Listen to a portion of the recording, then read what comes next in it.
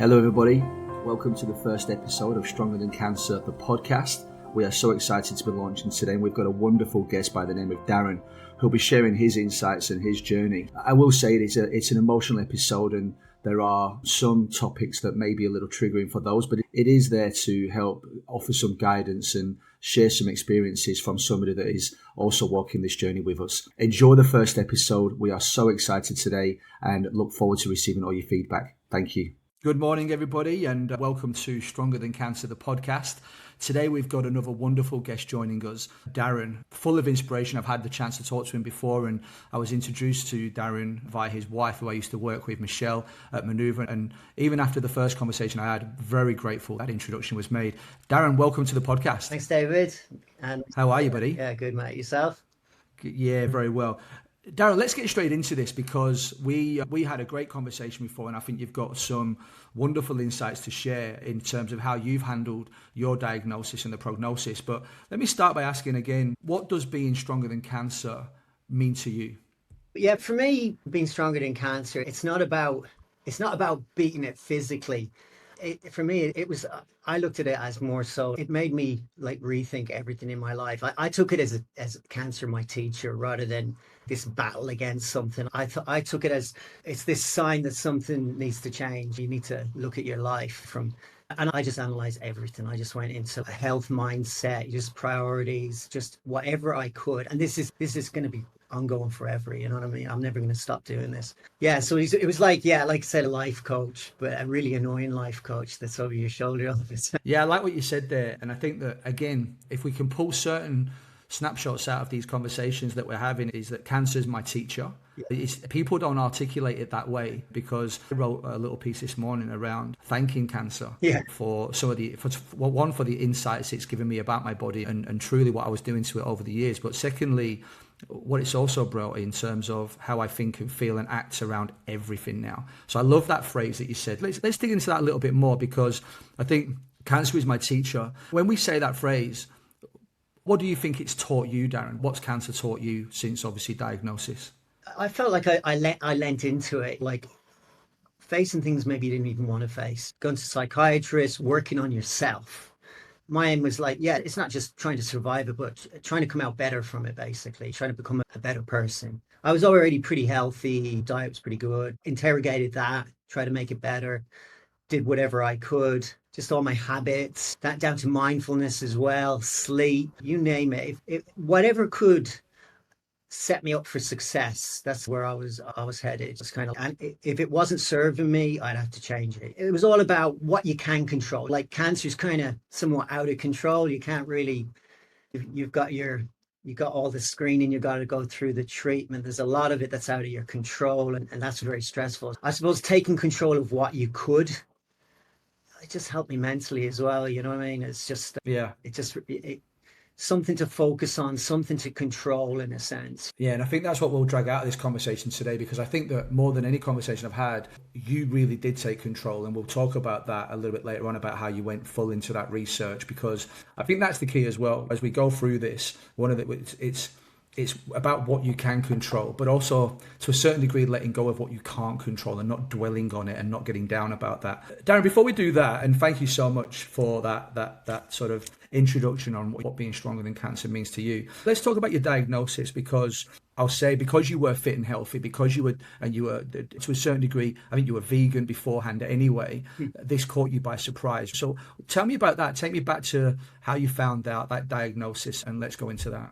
Yeah, I was always a bit health fanatic, but I'd say I was stereotypical Irish. I like to party, I like to drink, and I always thought it was balance. And I think that's probably why I was so health focused as well. I just thought, oh yeah, this will undo all the bad I'm doing. I don't think so now. I think I've learned that's probably true. Don't do it. I think I had symptoms for a long time. For me, it was increased urination. You go for a walk and I'd be going to the toilet about 10 times on that walk. So I had my head in the sand about it for sure. There was definitely signs before it happened.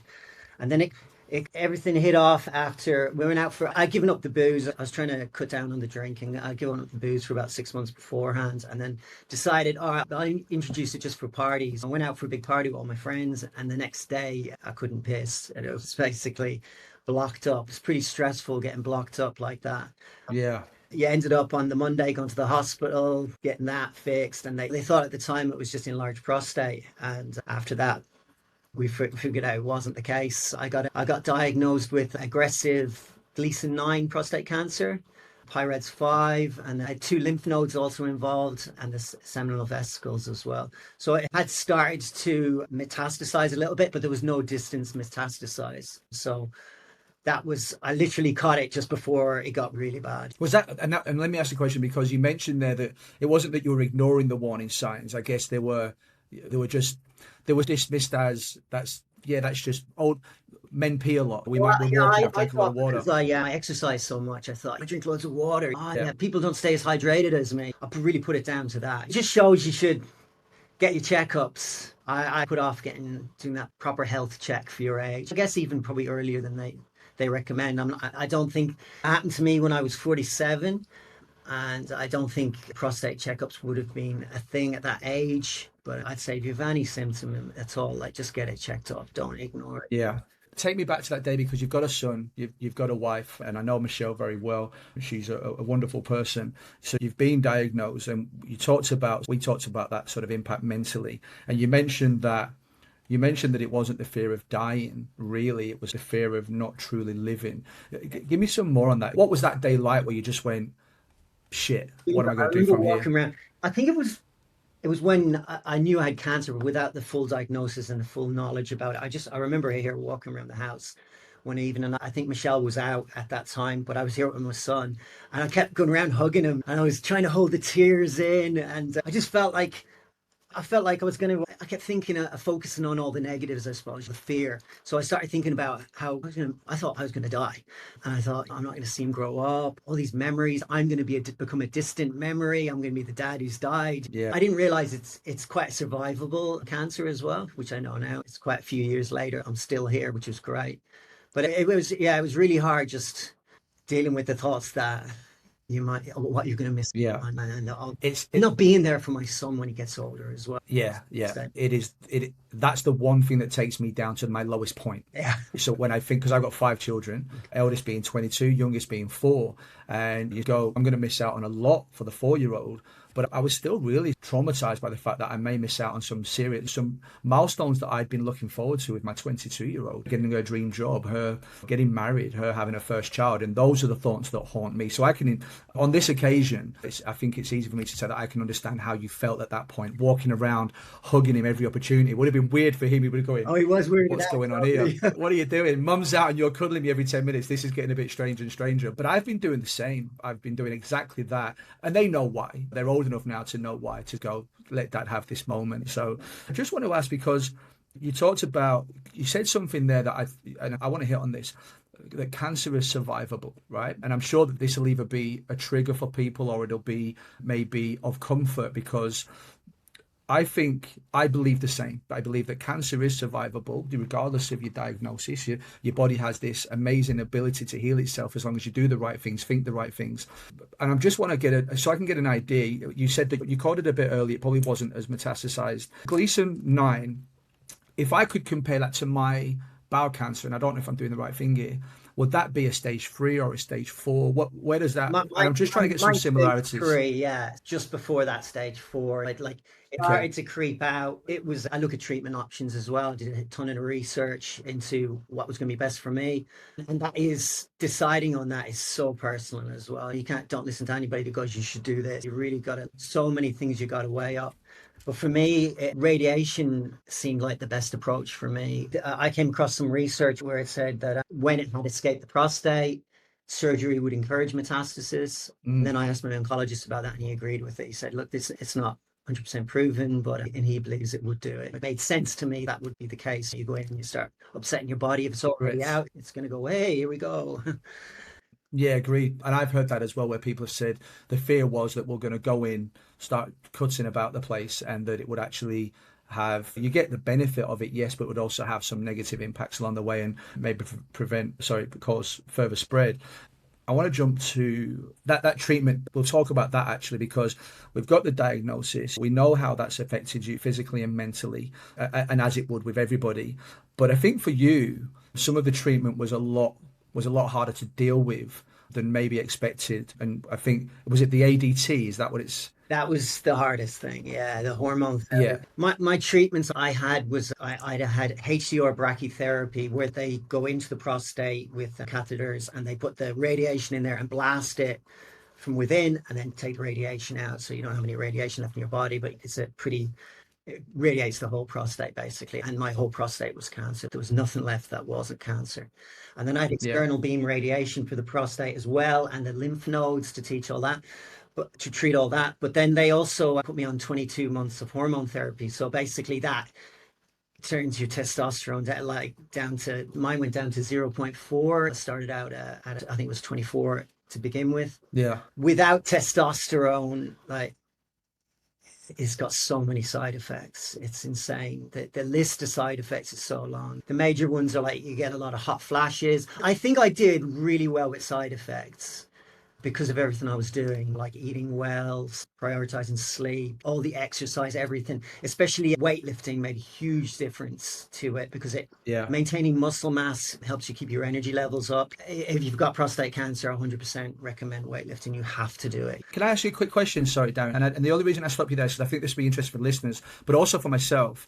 I'm not going to the gym because my immunotherapy is lower, obviously during chemo. Is that the same for you? And was you still going to the gym at the time? I went to the gym all the way through, yeah. So when you're on hormone therapy, they recommend resistance training. So resistance training over cardio. So if you go out and you go, okay, I've got this prostate cancer, I'm on hormone therapy, and you start hitting the road running, you're actually going to, because of the lack of testosterone, you're going to lose your muscle mass. And when your muscle mass goes, you're going to lose your energy.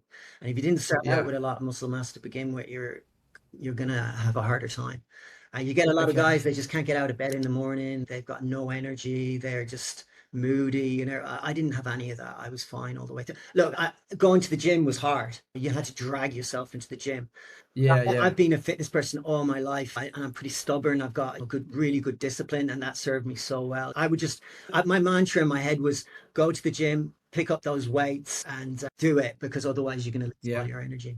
For me, it was funny at the start with the hormone therapy because it's like it increases your empathy. It's like you take your empathy and it dials it up to overload. And I remember reading about it. It says some men struggle with it. You imagine the butch guy who never shows his emotions. Suddenly he's crying all the time. So I thought it was, at the start, I thought it was funny. I remember watching an episode of Stranger Things, and I started crying, and it wasn't even a sad moment. I remember the weirdest things would trigger you. Yeah. And I thought it was hilarious. I thought it was so funny. I got all weepy and cried. I can start watching chick flicks and enjoying them. Some rom-coms, getting out to see some rom-coms with the missus. Get into the rom-coms. It was so funny. You finally can appreciate it. But what happened to me was over time, and I think this is incredibly common too, over time, the depression creeps up on you. So it peaked for me at about 10 months. So this crying, watching rom-coms, all that kind of stuff, it turned into, my family would find me sitting in the kitchen on the floor with my hands in my face, bawling my eyes out. Like I just wailing. I go out to the gym.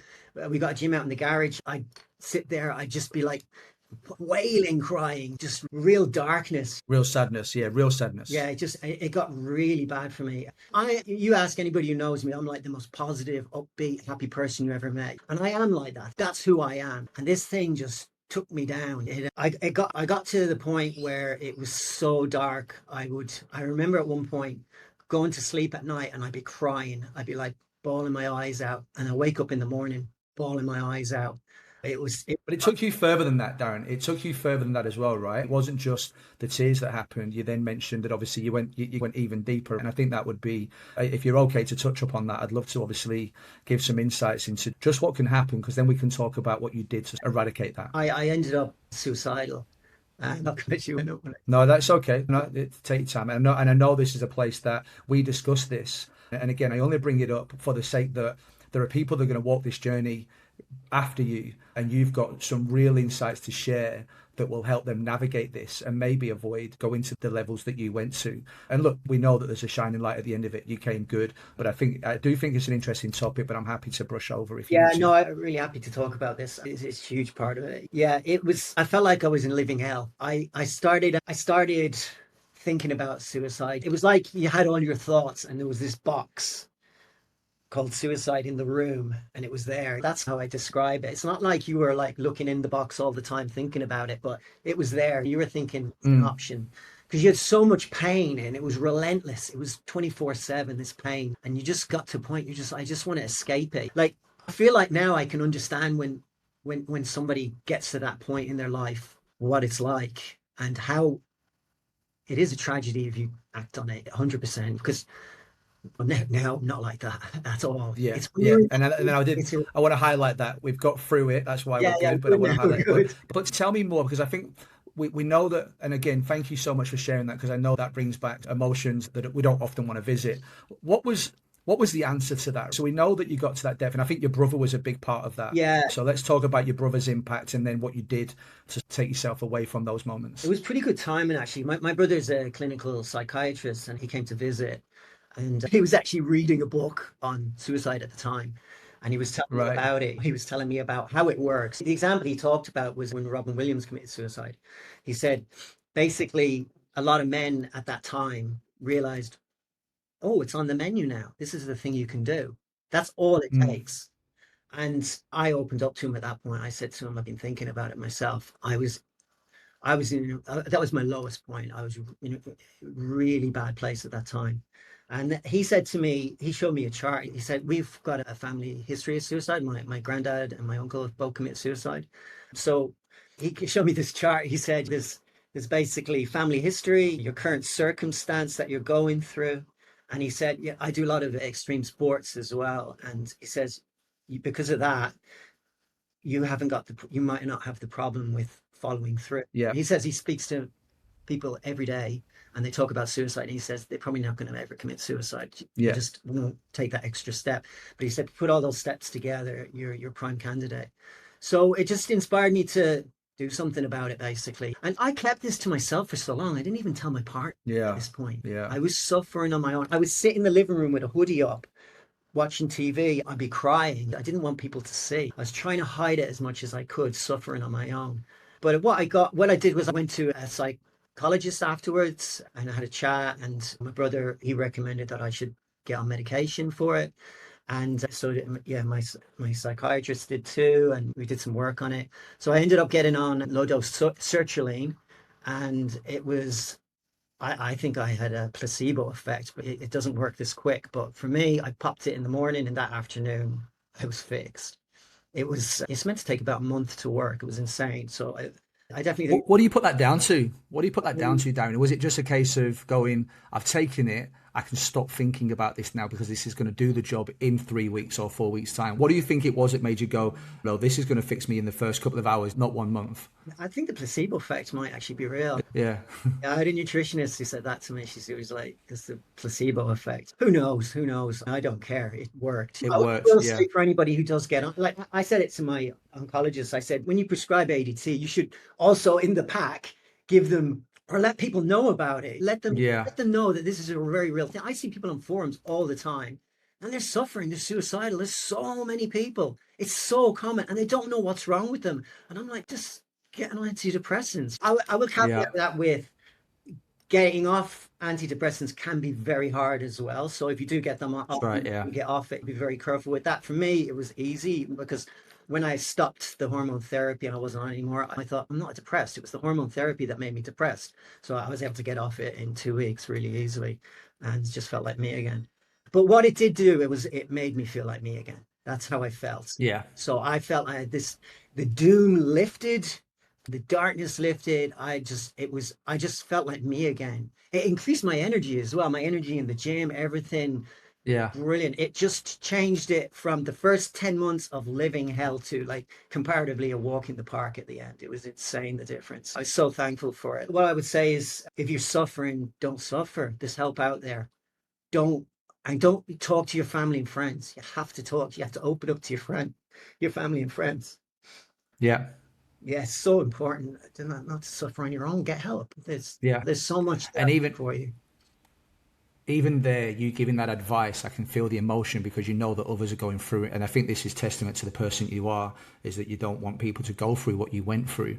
So I think from that, we've attributed some great advice there. You were lucky enough that you had your brother to come in and spark that conversation for you to open up to him, and others might not have that. So what would you, we know that talking about it early and not being afraid to have that conversation about the thoughts that you're having, but is there ultimately one piece of advice you would have for someone that might be just on the edge of going through what you're going through? Talking therapy was very helpful. You know, if you're going through troubles like this, you can get help with your hospital to begin with. That's what I did. They will get you a psychologist to talk to. When that runs out, that will run out after a while. Don't stop it if you're not in a good place. You can get a mental health plan from your GP, which will split the cost of seeing a psychologist. You get about 10 sessions at 50% of the price. Do that, but just talk to your family, open up, tell them you're having a hard time, and get help. All I had to do was go to my GP, tell him I was suffering, and he just prescribed it. It's a really easy thing to get, and you can try it. I will say, when you do get it, I see a lot of people who get on it on the forums as well, and they go, "Oh, I didn't feel right. I felt terrible." Your brain, it takes a while to adjust. So I felt like at the start, when I took it the first week or so, I felt like my head was spinning. I felt like I was on some kind of drug, but I stuck with it. Just give it a bit of time, and then it all settles down.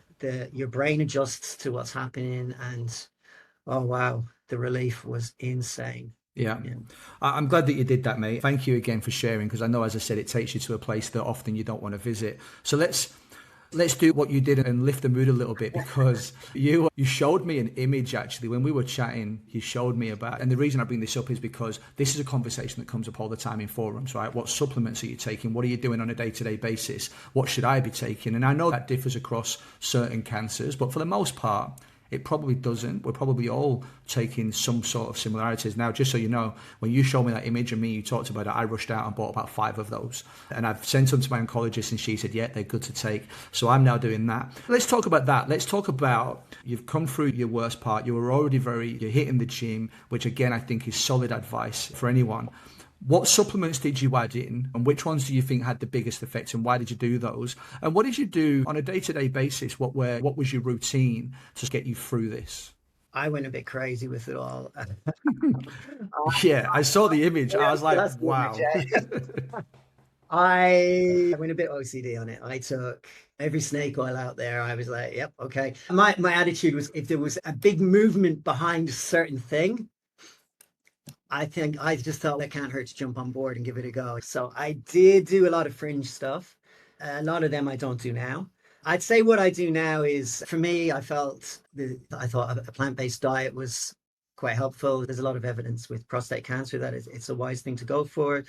So I thought, again, back to set yourself up for success. Do whatever you can to set yourself up for success. Look at the evidence out there, see what you can find. It is a bit of a minefield. Yeah, I would say the supplements I take now are more like the basics as well. So if you think about things like just basic health, I think my opinion now is, I think the food supply is probably slightly devoid of nutrients, and everybody can probably benefit. I used to be the kind of guy who would think you get everything from food. That was always my mantra. Don't take anything out of it, no supplements. But now I don't believe that anymore. So I think things, you can support your health with simple things like magnesium, vitamin D, winter, and not in the summer, but zinc, simple stuff like that. Then there's a whole raft of things you can take for prostate cancer. And again, this is everything I take. I'm adjusting it all the time. I might take something for a while and then stop it. But there's a lot of things that, that are associated with lowering your PSA that can be wise. A good thing to do, I found very helpful, is get on ChatGPT and ask it some opinions. It's actually better than Googling. You can say, I can't live without ChatGPT. I don't do any thinking anymore. That's brilliant. ChatGPT does all my thinking for me. And by the way, I had this conversation yesterday with Nina, who is a future guest, and I told her about ChatGPT and how I'd put in, for example, if people want to use it because they're not sure about what diet to have, I built a project that said, you are now my dietitian. Yeah. And on a daily basis, I'm going to tell you what I'm eating and at what time. And you're going to tell me, given my diagnosis, given where I am in my journey, whether I'm on the right track or not. And dude, he was brutal. He was like, this is a rating of 3 out of 10. You are not doing very well. And I was just like, crap. But then what it did do was go, you need to replace this with this. This is what you need to do. And slowly but surely, that 3 out of 10 got to a 5 out of 10, a 7 out of 10. And I think I haven't had a 10 out of 10. I'm not, and I don't think I ever will, because I'll always sneak a Snickers bar or a handful of Skittles. Yeah. And I'm quite truthful in that as well, because I really want to know what I'm doing. Yeah. But the only reason I latched onto that, because we have to do a lot of thinking, and you said yourself, go out and do all the research as much as you can, but there is a myriad of information out there, and a lot of it can be contradicting. Now, ChatGPT won't give you everything, or any AI tool. You can use any AI tool, but what it will do is help you make sense of some of that. So again, if the listeners are looking for a little bit more information on that, I would be glad. I feel like I've got a bit of a handle on ChatGPT. If anyone wants to talk about that, please do. Darren, what was the most out there thing you implemented into your supplements? What was the one thing you went, it's a bit crazy, but I'm going to do it anyway? Was there something that you went, it is definitely, it's a placebo, it's a snake oil? What was the craziest one you had? Probably the biggest snake oil was, I wouldn't call it snake oil, because who knows? You take on who knows? If it works, it works. Got onto I tried the Rick Simpson oil kind of thing. Yeah. Very high dose THC. I tried it for, I think, maybe 3 months. The kind of thing you got to build up to. There's a big movement behind it. My dietitian and my brother said, don't do it, quit it.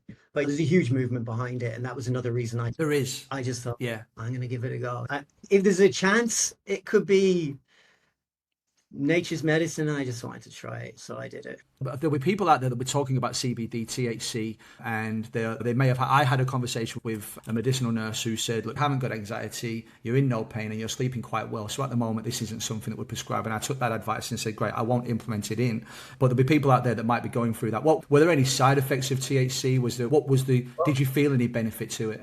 It did help me in other ways, actually. Apart from the snake oil, we don't know if it was curing your cancer thing. Yeah, it helped me a lot, actually. It helped me with anxiety. Sometimes you get intense anxiety, and you have your drops, and it would just melt them away. Really good for times like that. It helped me through some really hard times in that respect, and also sleep. Yeah, you would just knock yourself out. You don't dream on it. Your night isn't upset because you're thinking about your diagnosis, and you're out cold, so you have a great sleep on it. So it gets you through a lot of the symptoms as well, because a lot of guys wake up with hot sweats and you're gone. So yeah, I'm there at the moment. I'm waking up drenched some evenings. I'm taking melatonin at the moment, so I think I take 4 milligrams of melatonin along with to help with my diagnosis, and so far so good. But yeah, and I think that the one thing, because you mentioned it there, right? So we talked food, we've talked exercise, and now we're talking sleep, just how important that is, because we already know that even before diagnosis, sleep is where you recover, sleep is where you get all your energy back. And if you're not getting that, you're going to wake up the next morning, you're not going to be interested in not only doing the normal things, but tackling what it is that you're actually faced with. Yeah, I became obsessed with sleep, actually, as well. And I still am. I think like you're saying, I think it's the time your body heals. Again, if you're going to set yourself up for success, physically and mentally, you have to sleep well. So, I think things like sleep hygiene, not being on your phone at night, meditating before sleep, meditation, huge one. Meditation, supplements for sleep as well. I play around with that all the time. I'm on ChatGPT's helped me quite a bit with refining that. Yeah, these things are, again, all work in progress and worth working on. And I think what's wonderful about the way that you've described it, and some people might struggle with this, because I struggle with what you said there about just almost adjusting it as and when you need to. What I'm fixated on is going, right, those are the 5 supplements, I'm just going to take those. And what I find is if I go, I'm just going to remove this one, I go, should I or shouldn't I? But I think what you're saying is that you have to play with it. You have to find the routine that works for you. And if you're taking a supplement and it's doing nothing, maybe question whether you need that one, replace it with something that actually might have more benefit to you. But again, have that conversation with your oncologist or your medical team. Make sure that they don't interact with what you're already doing from a therapy point of view as well. That's why I always let my oncologist know, look, I'm adding turkey tail in. Here's the supplement. Here's the box. You tell me whether it's okay to take or not. And often she'll come back saying, oh, you do? Yeah, I actually, it was one of the first things recommended to me, actually, turkey tail. I don't know why. I was one of those that went, okay, this came from somebody that's going through it, that has added years to their life and outlived expectations. Therefore, I'm adding that to my regime. Apparently, So I'm of that notion. apparently for prostate cancer, it's approved for treatment in Japan for some reason. I'm not sure how true that is, but it's the thing I heard. I did read that. No, I did read that. Yeah, I read that. Yeah, it's actually what we'd call protocol. It's part of that treatment and that sort of therapy. Yeah, Correct. Yeah. Yeah. So, and Darren, thank you so much. And I want to move into the final stages because you've offered some great insights, and we'll try and package that up at the end.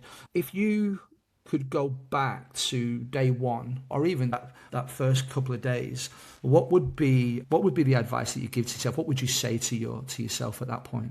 Oh, yeah. Okay. Yeah. I'd say take a breath, step back, take a breath. You're not going to die tomorrow. It's not good. You've got time. It's a slow building disease, very slow. It's taken a long time to get to where it is. You don't have to figure it all out today. Just take one step at a time. That's it, I would say. Yeah, I think that's really strong advice for everyone, because I went into overdrive, and I think this will come out in conversations, I'm sure, but I started to Google everything. And that's the worst place to go. When you've been diagnosed with stage 4 incurable bowel cancer, typing that into a Google search engine will give you nothing positive back. And I think it's sound advice. I think that the ability to actually just hit the pause button for a moment and just go, okay, where am I? What does this mean? And how do I tackle this the way that I want to tackle it? I think is sound advice. I'm sure you talk to all the relevant people as well. A lot of people that they rush into decisions as well. I found a lot of people they'll just go talk to a urologist and get half the picture. Make sure you talk to the oncologist as well. Talk to everybody before you form your opinion what you're going to do. Yeah. There's so many ways you can go with your treatment.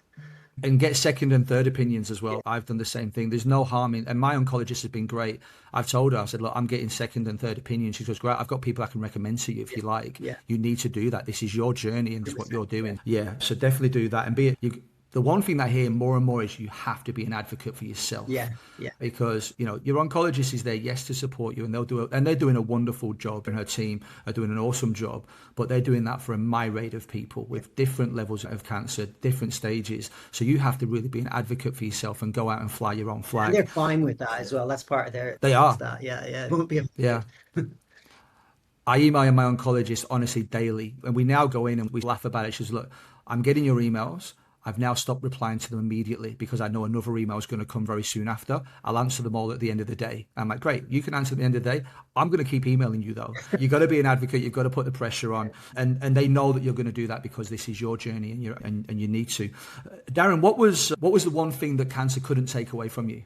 My drive to keep going, positivity as well. Just dreaming of better future. I think that's really. It's really what got me through this, I think. Yeah. Yeah, I think it's helped me massively. Just being positive, and the will to keep going, and having a growth mindset as well is huge. Just not taking it like it's beating you down, but taking it like trying to learn from the whole experience. Yeah.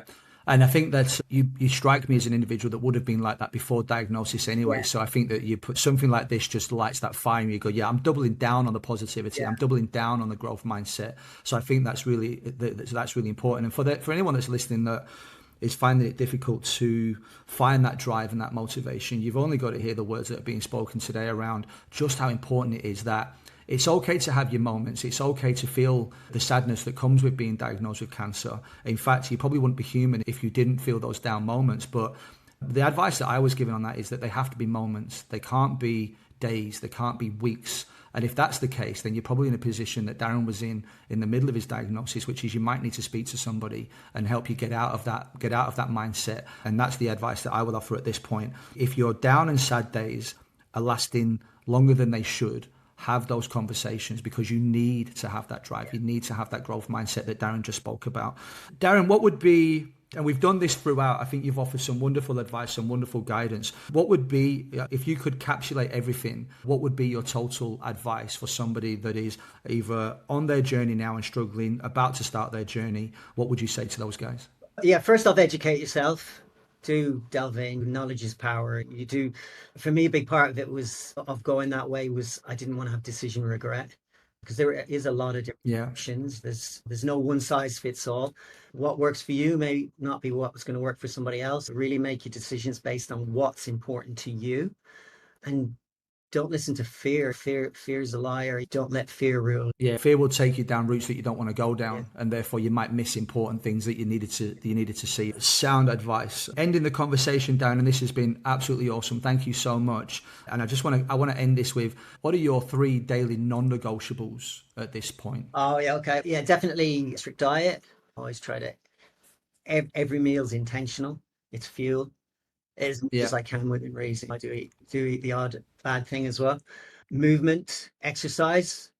Again, it's a non-negotiable, has to be done.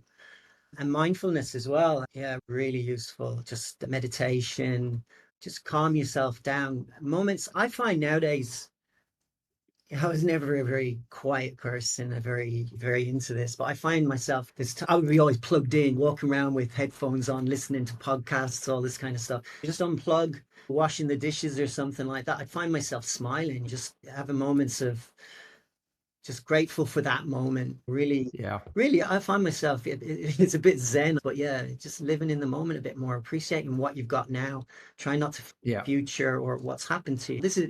It's this is just another stage of life, and yeah. you got to grow and work with it and make the most of it. Rather than beating yourself up or wondering and blaming yourself or blaming others or blaming whatever's happened, if you've got it now and this is where you're at, you've just got to work with it and move on. It's weird, isn't it? Because this is all sound advice for people that are not going through the journey. You go, we should be doing this anyway. And certainly, I think whether you're on the journey or you're not, you have to find joy in what it is, whatever part of your life that you're in, what stage you're in. But it's more so for people that have been diagnosed with cancer somehow, and I know this is really difficult, and I appreciate that sometimes my comments can be a bit triggering, but you have to find the joy in the journey. You have to find the silver linings. Again, I've spent a bit of time thanking the diagnosis for what it's brought to me, in terms of it's certainly brought me and my wife closer together. It's made me go, I've had a lot more appreciation for the time I get to spend with my family. And dare I say it, as not a patient person, I'm a lot more patient with the silliness that little children can bring. And I'm a little bit just looking at them going, that 6 months ago would have really bothered me, but it's not now. It doesn't bother me because it's not important. What is important is that I get to be with. That's right. You just let it go. Although my friends would tell me that I probably haven't been as calm on the football field. I'm still quite stressed out playing football, and I still get aggravated. But in other areas of my life, I've been able to take some comfort. Darren, I've had the pleasure of speaking to you a couple of times, and I'm certainly going to enjoy having conversations with you moving forward. This has been a real insight for me, and I think that the listeners will find it a real insight as well, and we'll certainly share more of that information as we go along. Darren, thank you so much for joining us on the podcast. It was wonderful to have you on, and look forward to hearing a little bit more in the future about how you continue to handle everything. Thank you so much, buddy. Thanks, mate. Great talking to you. Looking back at Darren's episode, I've had a bit of time to digest it and really understand the journey that he's been on.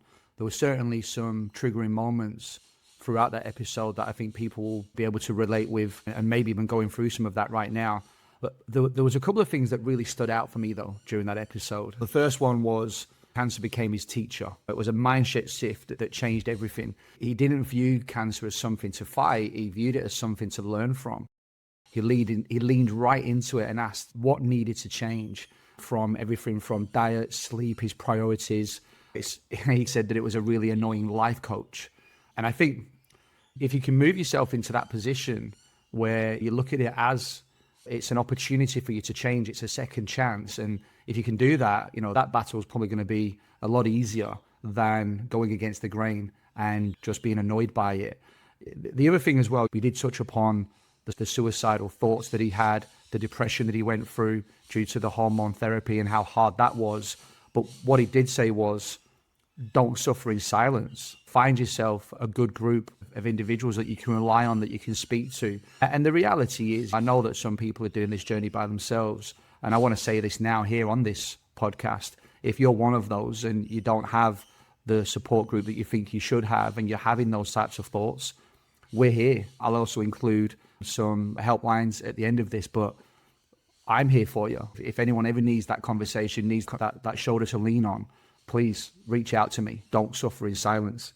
And then I think the one thing that did resonate right the way through, and I got this from Darren very early on in the conversation, was he took control of what he could control, but it wasn't just half-assed. He did it with intention. And he looked at it going, okay, I can control how much I research, how much I read. I'm going to get stuck right into that. But the common theme that we'll get throughout all of these podcasts was that he controlled his diet, he controlled his exercise, his supplements, his sleep. He took full control of that. And I'm under no illusion that was part of the reason why Darren was able to successfully navigate this journey and he's on the path that he's on right now. So it was a great episode for me. Darren, I think, is a great example of somebody that is doing all the right things on this journey, and he's not letting the cancer diagnosis take him to levels that he doesn't want to go to. He's elevated himself and he's lifted himself up, and I love that about him. It was a joy to have the conversation. So yeah, a great episode, and hope you guys enjoyed it as well.